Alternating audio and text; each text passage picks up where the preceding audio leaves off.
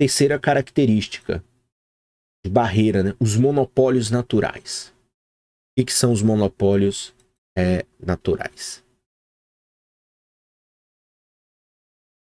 Então, uma indústria é um monopólio natural quando só uma empresa, quando uma só empresa consegue ofertar um bem ou serviço a um mercado inteiro a um custo menor que duas ou mais empresas. Então, isso aqui é muito simples. Então, um monopólio natural é aquela situação em que o custo ele é menor quando só um faz. Quando eu divido para vários fazerem, o custo ele aumenta e aí sugere-se, portanto, que naturalmente esse mercado será levado a um monopólio.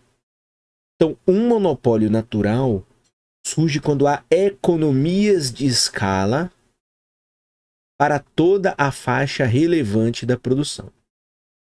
A figura 1 mostra o custo total médio de uma empresa com economias de escala.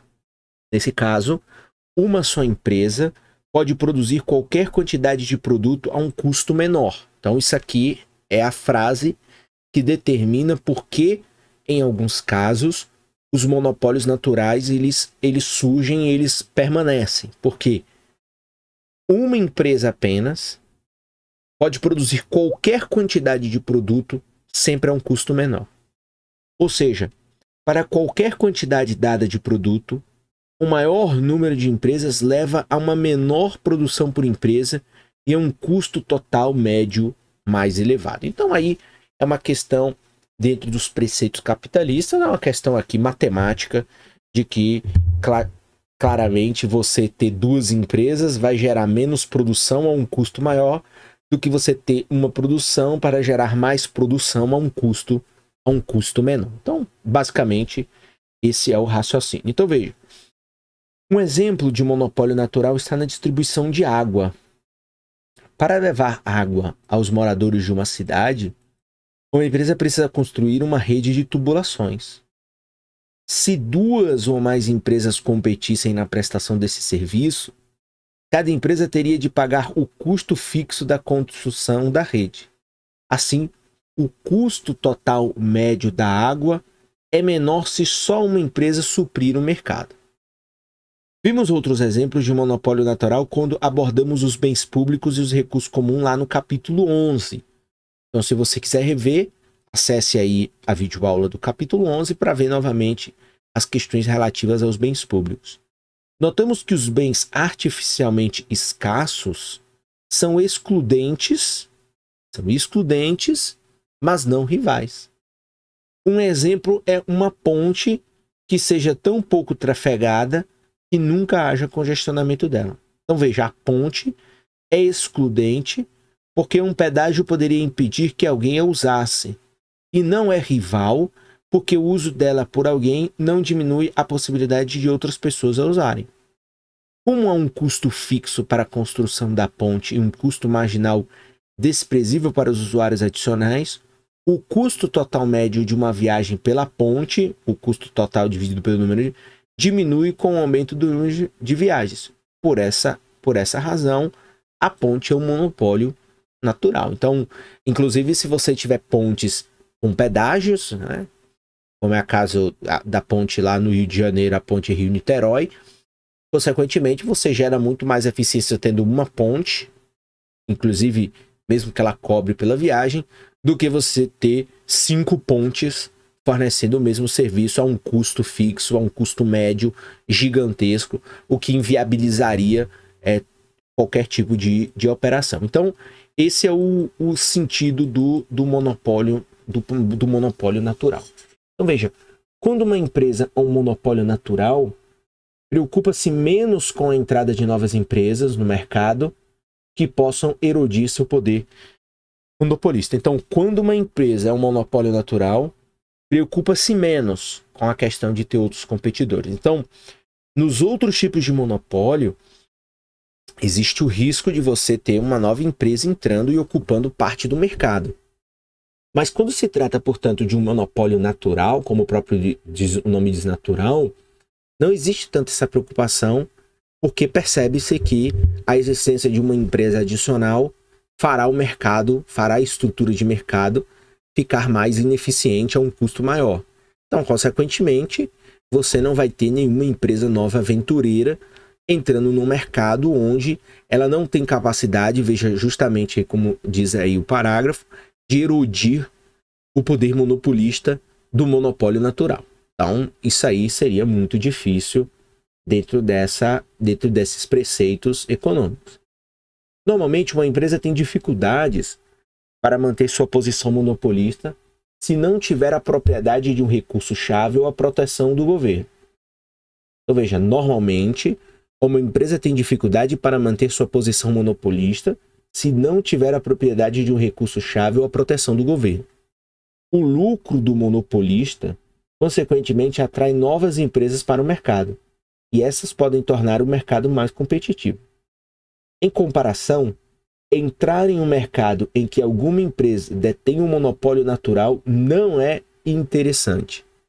As empresas entrantes em potencial sabem que não poderão atingir os mesmos baixos custos de que desfruta o monopolista, porque depois de entrar, cada um teria uma fatia menor do mercado. Então, nesse terceiro exemplo aqui, de organização e garantia das barreiras à entrada, consequentemente, o monopólio natural é aquele que possibilita uma maior persistência do monopólio, porque justamente, como aí fala, nenhum aventureiro vai criar uma empresa para competir num mercado onde ela sabe em que ao fazer isso, ela pode destruir não só a capacidade dela de permanecer no mercado, mas ela pode atingir, consequentemente, a outra empresa que também detém um monopólio. Então, de maneira inteligente, ninguém vai se aventurar a fazer isso.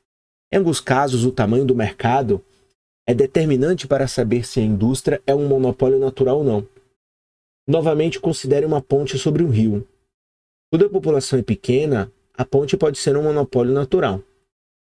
Uma só ponte pode satisfazer totalmente a demanda por viagens de um lado a outro do rio pelo menor custo. Mas à medida que a população cresce e a ponte fica congestionada, satisfazer totalmente a demanda pode requerer 2 ou mais pontes sobre o mesmo rio.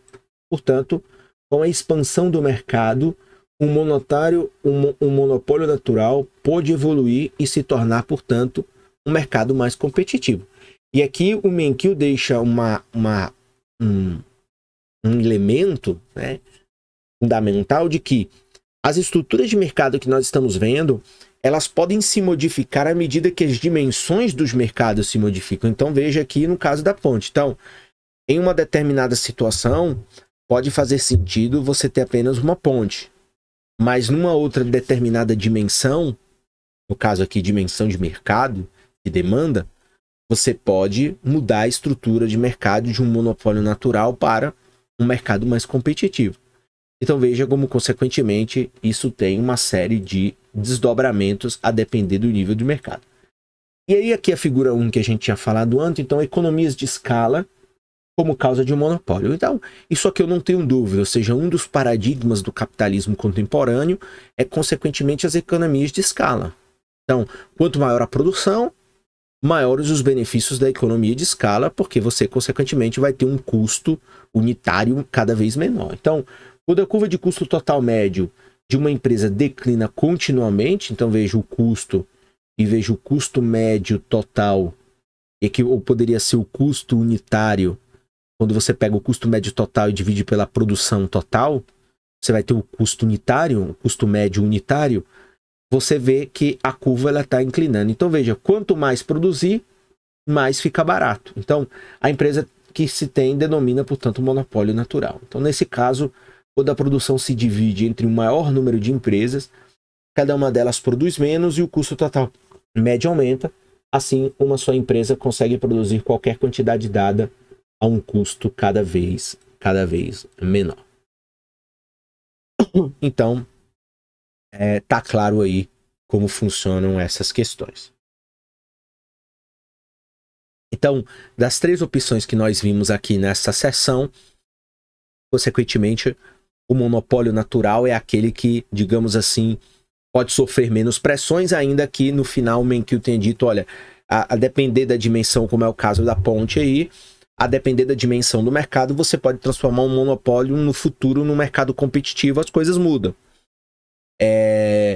E as outras duas alternativas, o recurso-chave também é bem difícil, agora aquele que depende de regulamentação do governo, portanto, você tá aí nas mãos, claro, de interesses políticos. Então, como o governo decide, o governo é ocupado por políticos, muitas vezes eleitos com interesses variados, você pode ter alteração desses interesses ao longo do tempo, ainda que você não esteja aqui precisamente ligado às questões, digamos, mais técnicas, como é o caso do monopólio natural. Então, veja, ninguém vai se arriscar a destruir um monopólio natural, porque, consequentemente, o monopólio natural ele está se revelando, portanto, um tipo de organização da indústria que tem um fundamento em questão de escala, de custo, de melhor benefício econômico, matemático.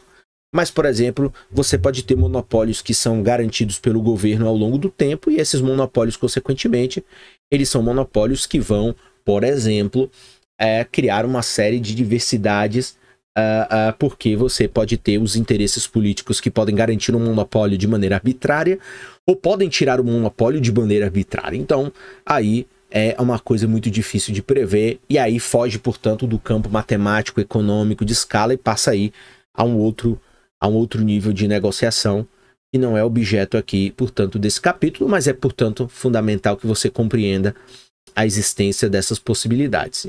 Então, essa aí foi a seção porque surgem os monopólios, né?